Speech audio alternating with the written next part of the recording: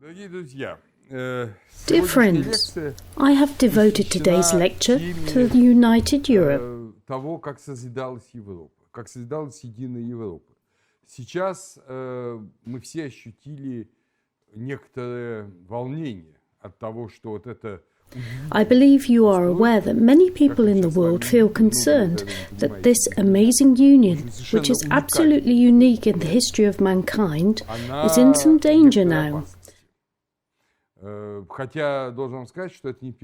Whilst the creation of Europe lies in a period of time much further than 100 years ago, this is not the first time when it has run into serious challenges.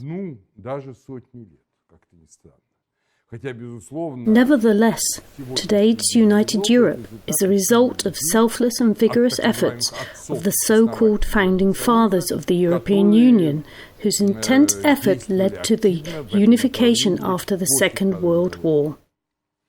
But the history of this process is quite profound. And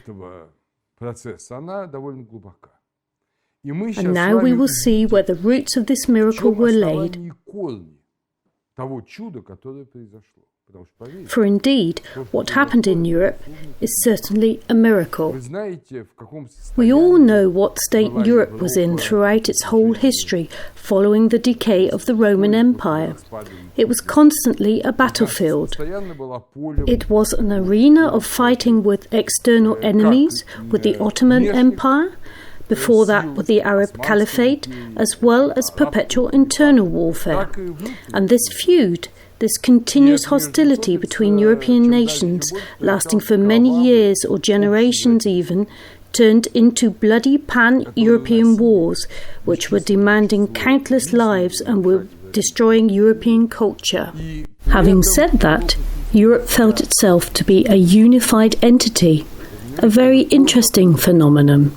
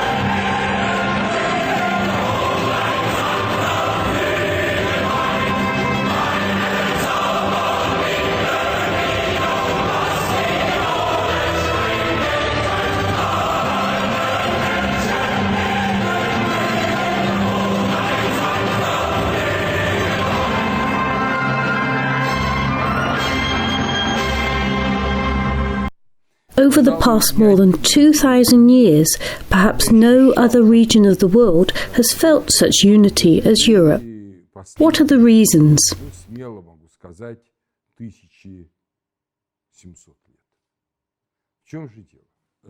First of all, of course, the Roman Empire had a definitive impact on Europe.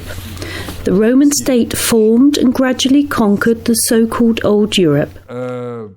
Римская империя. Вот римское государство, сложившееся и постепенно подчинившее себе так называемую Старую Европу. The Roman legions were everywhere, from the Antonine Wall in the middle of Scotland to areas beyond the Rhine. А в лучший момент даже за Рейном стояли римские легионы до, собственно говоря, to northern Africa, Egypt, Namibia in modern-day Algeria and Libya. И Дунай и Рейн. Вот граница тогдашней Европы. But also such areas as modern Romania, then Dacia, modern Hungary, then Pannonia and Bavaria. They also became Roman provinces in the peak of the expansion of the Roman Empire, developing into civilized and cultured societies. Along the boundaries of the Roman Empire were lands that were all culturally associated with the empire. In fact, almost all of Europe, with the exception of its northern and northeastern corners, and excluding our unhappy homeland, was within the orbit of the Roman Empire in this so-called Pax Romana. That is why today, whilst travelling in England, in the Rhine Valley in Germany, or on the Balkan Peninsula, in northern Africa too, you can come across the remnants of Roman culture almost everywhere. These remnants are, for example, a theatre, the main square of the old city of Agora, remains of cities' temples, cross-type urban planning in the pattern of the legion's military camp. You can see this practically everywhere.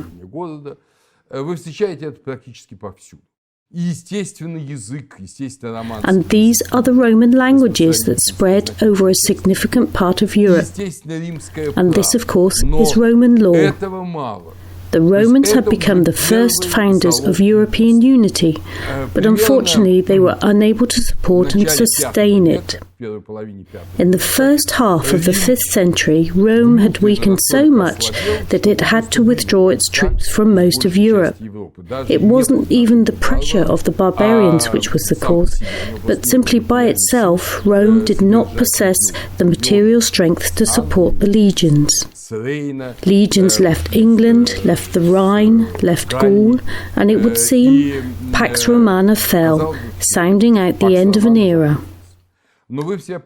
However, you might remember the words from the remarkable poem Transubstantiation by the Russian poet Maximilian Voloshin.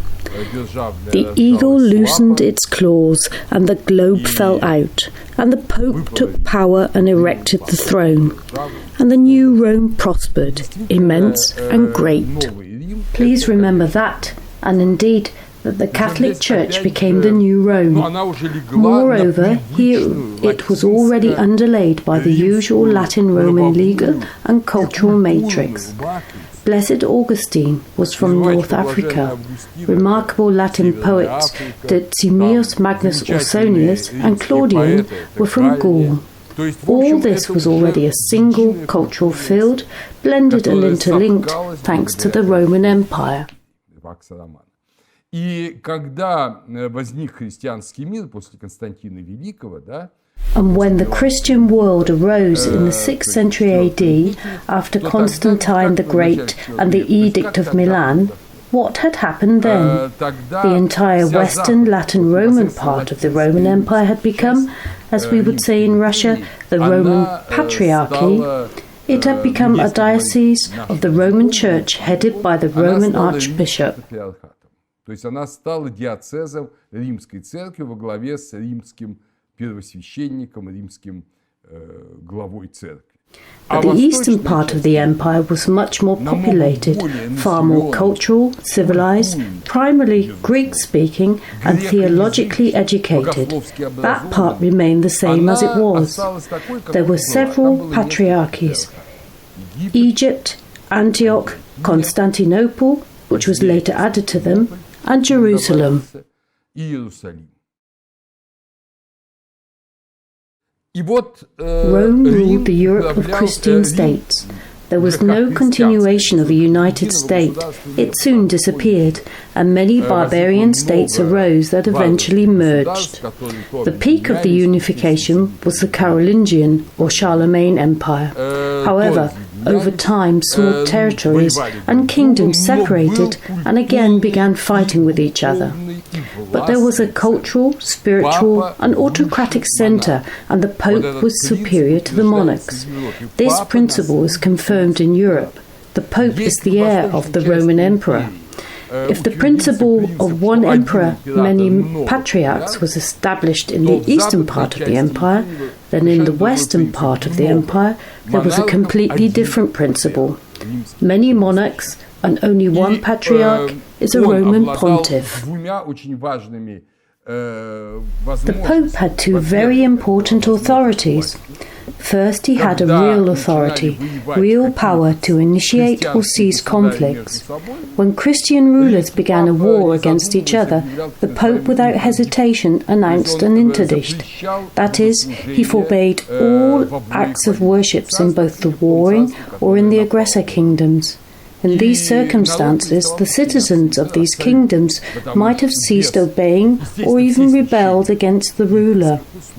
Naturally, all priests and bishops obeyed the Pope, and the people, the monarch himself, without Holy Communion, without the sacraments and the rites, felt very uncomfortable, and were actually ready to back down and agree to any peace terms and conditions offered by the Roman high priest.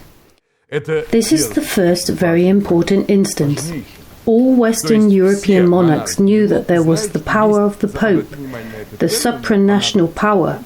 Note this term, we will use it again later. And the second point is the instance of culture. Since the barbarians conquered Western Europe, its population became barbaric too. It became uncivilized and atrocious. Literacy and many cultural experiences, urban life as such, almost disappeared. This is the early Middle Ages, the Dark Ages. And where did the culture of the former great empire survive? Of course, in monasteries, in bishops' palaces, and in schools at bishops' palaces.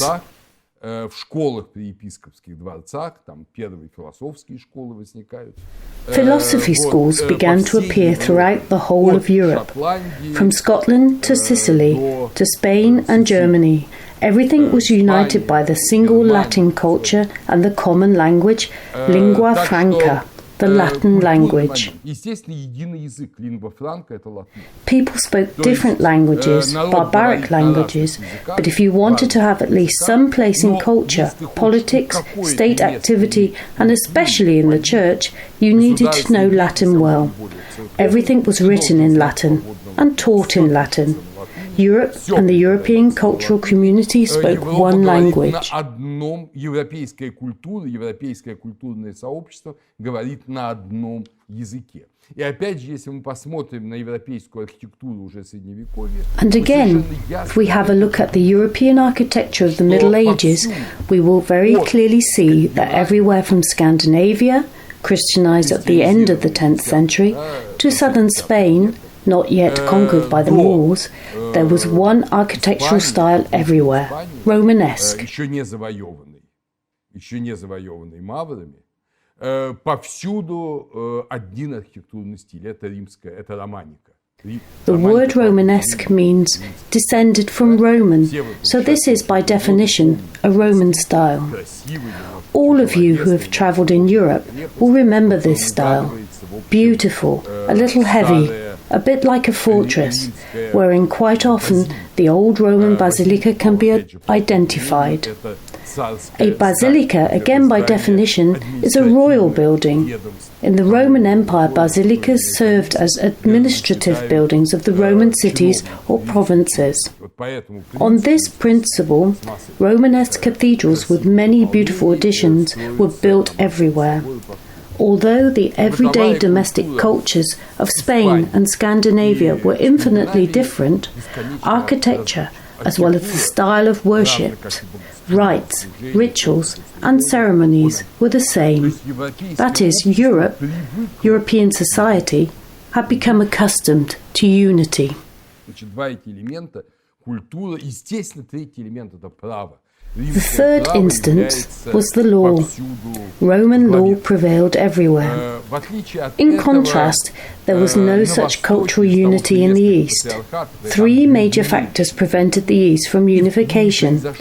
These were several patriarchies, the strong influence of the old cultural traditions, and civilized society. Там нету вот этого единства, культурного единства, оно все менее и менее. Там Antioch, Антиохия, Egypt, Asia Minor, Constantinople, the Balkans, Armenia, they were all different. They have their own different church hierarchies, and they were pulled together by the secular arm only. Please note that the power of the Pope was not the power of a brute political force, as he did not have an army. He only had a moral authority. Kings had power, the Pope had authority, and this authority extended to the whole empire through multiple agents. Those agents were clerics, university professors who started emerging from the 11th century onwards. И клирики, это и профессура, возникающих с XI века университетов. The educated class, including architects, skilled mechanics, and craftsmen who built Europe's wonderful Romanesque and Gothic cathedrals, and artisans who decorated them. All of them represented Europe's united cultural field. Because of this unity, for the European mindset, any internal fratricidal war appeared exceptional and abnormal from the very beginning. To understand this, we have to consider one interesting and important fact. That for the West, for the Roman world, the ancient knowledge was irrefutable, objective truth, and the learnings of Plato were a must for all educated people of that time.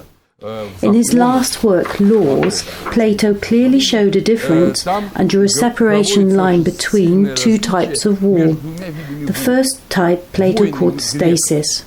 According to Plato, stasis is a crisis that must be resolved by peace.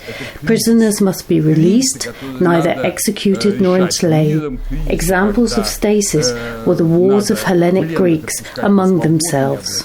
The second type of wars Plato called polemus. Examples of polemus were wars between Greeks and the barbarians. There, everything was completely different. There were no principles of humanism. On the contrary, in such a war, prisoners could be tortured, executed, or enslaved, as that was not a war between brothers. These ancient principles of stasis and polemus were transferred to, adopted by, and deeply perceived by the Western Christian world. And due to the unified Roman patriarchy, the West was well organized around these principles. That is why internal wars in the West became abnormal. Living on the periphery of Europe, we often do not have an in-depth cultural feeling for all these underlying causes and effects. At the beginning of the 16th century, during the Reformation, the European world was tragically divided. This split of Europe happened when the Pope had lost his authority and became, I would say, a negative authority for a large part of the West. Please notice how Europe was split. With some exemptions, the division into the Catholic and the Protestant worlds went along the borders of the old Roman Empire. Lands of the old Roman Empire became the Catholic world, while other lands that never belonged to the Roman Empire became Protestant.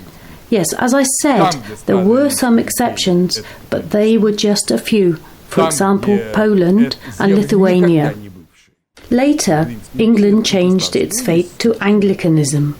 But Anglicanism was nevertheless closer to Catholicism than to Protestantism. To some extent, Anglicanism was like Catholicism, but without the Pope. All dogmatics and the theology of Catholicism, with the exception of the supremacy of the Pope, were present in Anglicanism.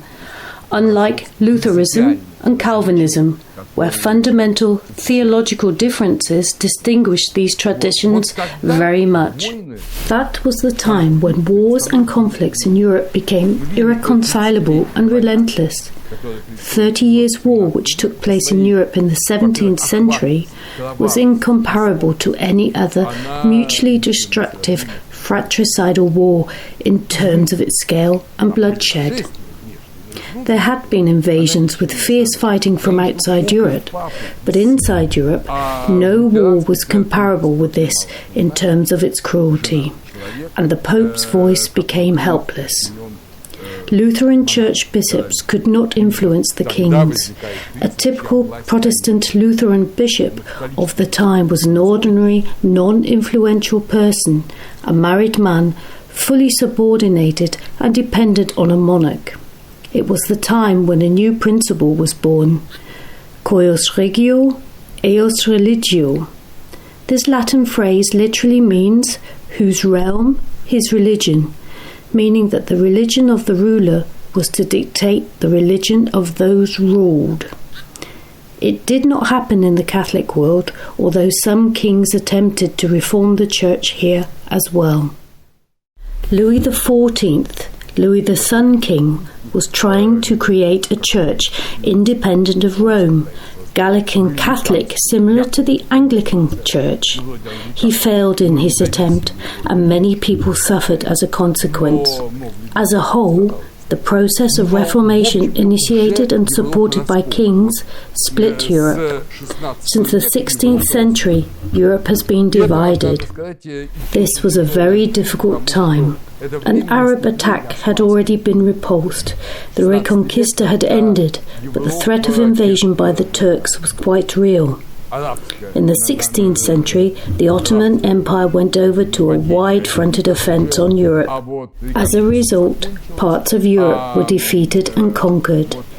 There had not yet been a battle at the walls of Vienna, but the Ottomans had already conquered Hungary, and the whole of the Balkans had already been annexed as well. Dear friends, in this situation, of course, the most progressive-minded and the most intelligent people of Europe will start to think about how to overcome severance, wars and hostility, and how to move forward, especially as the idea of the European single cultural field had survived. These reflections began to occupy the minds of enlightened secular thinkers everywhere, primarily because each new war became more and more destructive and terrible as a result of the appearance of personal musket, guns, and a variety of deadly new firearms. Wars, over time, killed and wounded more and more, not only soldiers, but also causing civilian casualties. The 30-Year War is infamous for the fact that the civilian population incurred very large numbers of victims. I beg your pardon that I am giving you this background discourse, but it is important, otherwise we will not understand what happened after the Second World War. The first person who started deliberating about a political design of the United Europe was William Penn. William Penn lived in the second half of the 17th century and died in 1718. This is a person who is highly regarded and respected by Europe as the first initiator of its unification, as well as being highly valued by the United States as one of their founding fathers. When we hear about the state of Pennsylvania, we should not forget that this state was named in honor of William Penn. The word Pennsylvania literally means the forest land of Penn.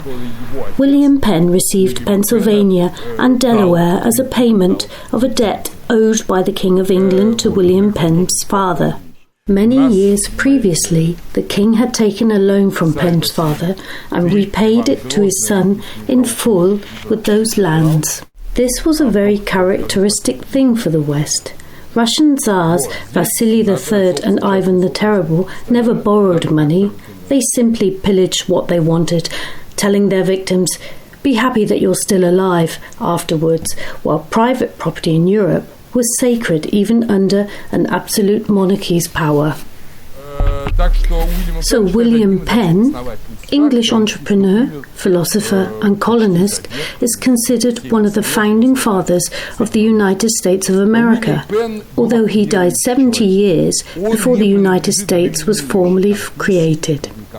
Although William Penn was a deeply religious person, he did not belong to either any dominant confession or to the Anglican denomination. He was a Quaker and an earnest pacifist. He was an advocate of democracy and religious freedom, and he was imprisoned several times in the Tower of London because of his faith. William Penn gave great consideration to the problems of war and peace. He developed a forward-looking project for a United States of Europe through the creation of a European Assembly made of deputies that could discuss and adjudicate controversies peacefully. In one of his imprisonments in the year 1669, he wrote a remarkable book, No Cross, No Crown. In the West, in England, this book has become a Christian theological and political classic. In the book, he proves that only the Christian foundation can create a peaceful, united Europe, and without Christ there is no power to do so. No cross, no secular power. He had several very specific proposals that were in fact partly embodied in the modern project of united Europe. He said that meetings should take place at an oval table where there is no chairman, that all countries should be equal. Penn anticipated one of the characteristics of today's European Parliament, ensuring that smaller states have a number of deputies in greater proportion, conscious of the fact that small powers, because of their size, are generally more inclined to peaceful settlement of disputes. Although members will be selected for their countries, Penn does not think that they should act in defence of their country. Secret ballots allow the MPs of the same country to vote in different ways. And he was not an abstract thinker, but a real man of action. To promote his ideas, he established close friendly relationships with many monarchs, the Polish king, the Emperor of Germany, the Spanish king, and many others. Similar to Protestant kings and to the King of England, William Penn, as a Quaker, did not respect the authority of the Pope at all. As there was no supranational confessional power, as there was before the disintegration of Europe, it had to be created by the people themselves, but on the principles of full equality. All countries, both large and small, strong and weak, should have equal rights and sit together around one table in order to come to an arrangement. And one more interesting and characteristic point.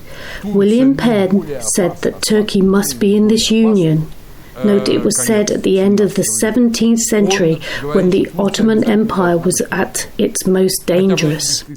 Although a proposed united Europe in connection with no cross, no crown was first of all to be an alliance of Christian kings, Penn still suggested involving the Turks. Why? Firstly, because at that time almost all of the European Turkey was Christian, and as such very important offices in the Turkish state were quite often held by Christians. Secondly, and above all, Penn believed that the best way to reconcile an alien hostile neighbour is to include him pari passu into the proposed international system. Thus, he proposed a principle which would provide the basis for the European Union in the future. If the Turkish Sultan would sit together with the kings of Europe and could discuss any problems as an equal, and the European kings could do the same, then the willingness to fight will wane, and the situation of the Christians in Turkey will improve. In turn, an opening of trade routes from the east will be highly beneficial for the European merchants, as they will be able to trade with the Ottoman Empire and with the Far East. It will be money-making for the Eastern merchants as well. Thus, Europe should not unite against the Turks, but it should unite with the Turks and include them into the European unity, even though their faith is an alien one, and the Europeans have many unpleasant memories of what the Turks have done everywhere in the past, from Italy to the Holy Land. I won't continue explaining how this thought was developed in details. A suggestion of a European Union can also be inferred from the Königsberg philosopher Immanuel Kant's 1795 proposal for an Eternal Peace Congress. Before that, in 1728, the abbot Charles de Saint-Pierre proposed the creation of a European League of 18 sovereign states with a common treasury, no borders, and an economic union. A famous English scientist, Lord John Acton, and his friend Professor Andrey Zubov developed a project of a European federation. They were both Oxford professors and most prominent scientists. Lord Acton was such a huge and strong man and had a beard like that of Leo Tolstoy. But apart from his physical strength, both of them had huge intellectual power. Both of them possessed blood relations all over Europe. For instance, Acton's mother was the Princess of Bavaria. The aristocracy of Europe was already striving for unity, and one could see that quite often aristocratic husbands and wives originated from different countries and even from different confessions. Lord Acton and Professor Sidgwick developed a model of the European Federation. It was already a thoroughly worked-through, elaborated model of a secular, non-religious European federation. By that time, the United States of America already existed, so they could analyze and use those experiences.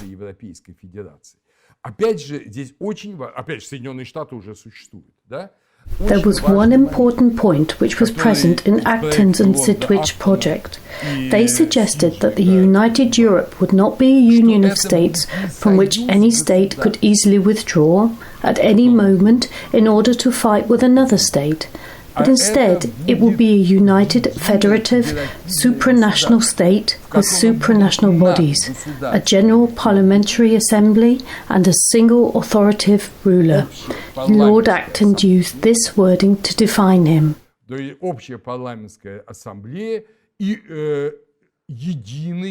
That would be not a monarch, monarchs would still remain, but a single authoritative ruler who should be elected or re-elected just like a president of a republic.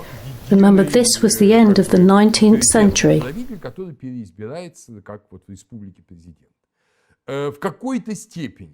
To some extent, Bismarck's Germany was taken as an example, but Bismarck united Germany by iron and blood after the Battle of Sadowa and the war with France. Acton sympathized with Germany, but certainly conquering as a way of establishing unity was out of the question. Generally, at that time, two approaches to the unification of Europe had been formed, as the desire for unification was great. One approach was to conquer or economically subdue other countries. Another approach was to unite countries in a voluntary and equal society. As you know, the end of the 19th century was an epoch of insanity of nationalism, both in philosophy and political culture. Remember the Russian philosopher Leontiev, the ethnologist Danilevsky, and the Slavophiles. Of course, they were more moderate than late Slavophiles, who manifested their nationalism to such a high amplitude, while Tchetchev, a famous Russian poet and statesman, was going literally mad in his extreme nationalistic pride. The end of the 19th century in Europe was the peak of national calling for racial, ethnic, or religious supremacy. This political nationalism was a natural development of the Romantic nationalism, which in turn became a reaction to the French Revolution and the Napoleonic Wars. At the same time, it was France itself which introduced nationalism to Europe, as France became the first national state. Most people in Europe perceived this nationalism as favourable, and numerous minor nations tried to create their own nationalistic movements. from Corsica to Estonia, Latvia and Finland. They created their own traditions, quite frequently artificial and invented. They often dreamed up their ethnic identity, for example, a unique physical appearance and other national differences. It was this situation that led to two English philosophers from Oxford, Professor Andrey Zubov and Lord John Acton, to say that nationalism is terribly dangerous and that nationalism will unavoidably lead to a devastating war in Europe. Europe had already scarcely survived the Napoleonic Wars when nationalist France battled against the old semi-feudal monarchies of Austria, Prussia and Russia. But with the rise of nationalism all over Europe, a threat of a terrible war of nations became reality, as there were no feudal monarchies left, parliamentary states were everywhere, and everywhere in Europe nations were involved in political processes, except for Russia. Consequently, Europe faced a war of nations that were proud of themselves and hated each other. It was at that time that the Malthusian theory of population and the geopolitic theory of Ratzel appeared, theories that people, like animals, are always fighting for living space, Lebensraum. You may remember I have already devoted a special lecture to these theories. It was an extremely dangerous time, and there were no restraining powers, as the Church had ceased to play the role it used to play in the past. The Pope did not have authority anymore, even among Catholic nations, especially among the French people. And even among Italians. Do not forget that the Risorgimento, the unification of Italy, was also largely aimed against the Pope. So the Pope wasn't popular with a majority anywhere, and his followers, the ultramontanes, were in the minority. And across the most of Europe, full of Protestants, Anglicans and Russian Orthodox, the Russian Empire was already a very powerful force. The Pope was not respected at all. As a matter of fact, he was rather perceived as one of the opponents. So something absolutely new had to be created. That was the time when the idea of a European Federation appeared. Andrey Zubov and John Acton did not manage to see it with their own eyes, as both of them died before the beginning of World War I. But their prediction appeared to be absolutely right. All that they had said happened. There was a terrible war. The First World War was first of all a war between European nations. In the minds of the Russian people, this war was primarily a war between Russia and Germany. That's the way Russian people see it, and therefore they tend to believe that the most important World War I events were exclusively at the Eastern Front. But in fact, Europe perceives this war in a completely different way. First of all, it was a war between France and Germany, or a war of England and France against Germany. Certainly Russia was informally allied with the others against Germany, but basically it was a European war. And it was a terrible shame that the most culturally developed of nations, France, Britain and Germany, slaughtered and mutilated millions of each other, and almost all the intellectual elite and the best people of these countries perished on the battlefields of this war. When this terrible war ended and the Treaty of Versailles was signed, the thought was in the air that in future it is impossible to run the risk of war again. And this idea was connected to the name of a man who unfortunately is absolutely unknown in Russia. It was Richard von Coudenhove-Kalergi. His father, an Austrian count, served in the Austrian diplomatic mission in Tokyo in the last years of the 19th century. He fell in love with a woman from a rich Japanese family and married her. In Japan, people still remember Count Richard and call him Aihiro Aoyama, after the Japanese family name of his wife. Count Richard Coudenhove-Kalergi was born in 1894 and lived till 1972. He is already regarded as a modern father-founder of Europe. In 1922, he founded the Pan-European Union. It was not an organization of an extravagant loner.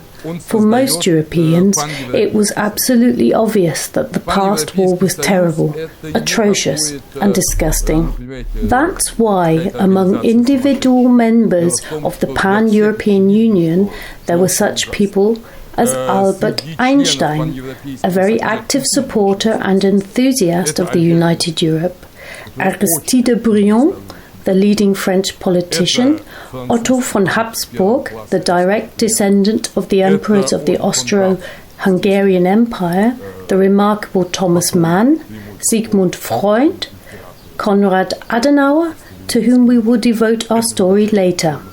The main purpose and mission of this union was to prevent a new world war. Главная задача предотвращения новой мировой войны. For a short while, Count Richard even became a member of the Humanitas Masonic Lodge, but only shortly, as he soon came to understand that the Masons' goals and objectives were different to his, and left this lodge very soon. Later, he did a lot to unite Europe. In 1947, he founded the European Parliamentary Union. In 1952, he became the president of the European movement.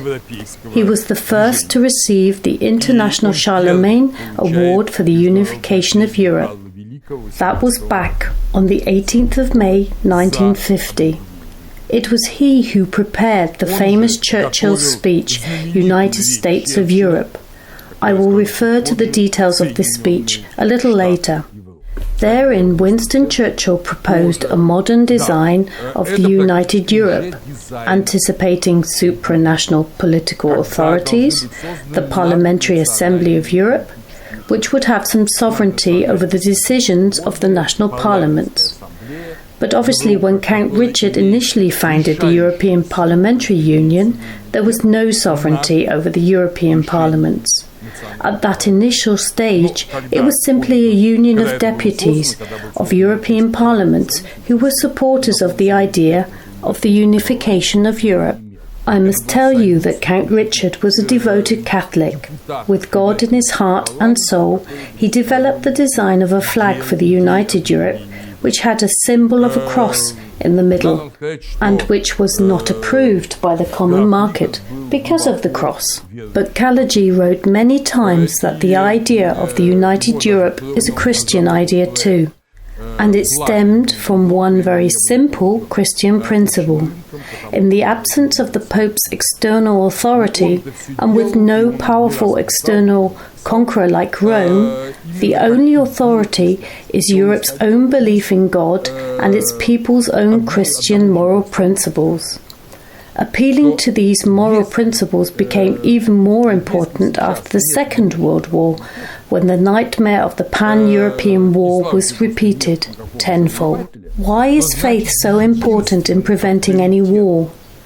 Because, as Count Kalergi said, a non-religious person is always an egoist by definition. Such a person always seeks only his own favour and on the whole cares only about himself.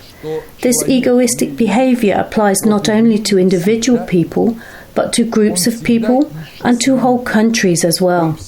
Such egoistic people are egoists in their private life, and they are also selfish when it comes to the nation they belong to. Nationalism is nothing more than collective egoism. Remember, what does Christ say? Christ says, "You shall love thy neighbour as yourself." There is no other commandment greater than these. The Gospel according to St. Mark 12:31. This is the Lord's principle. Do to others as you would have them do to you. Count Richard said exactly this. And this is absolutely vital that these basic principles on which we were brought up will be laid as a foundation of the European political system. We should seek preferences, gains, advantages and prosperity, not just for ourselves and our state, but also for our neighbours and for the whole of Europe, and then we will be better off, much more. This idea was laid by Count Richard Coudenhove-Kalergi as the main principle of the political unification of Europe.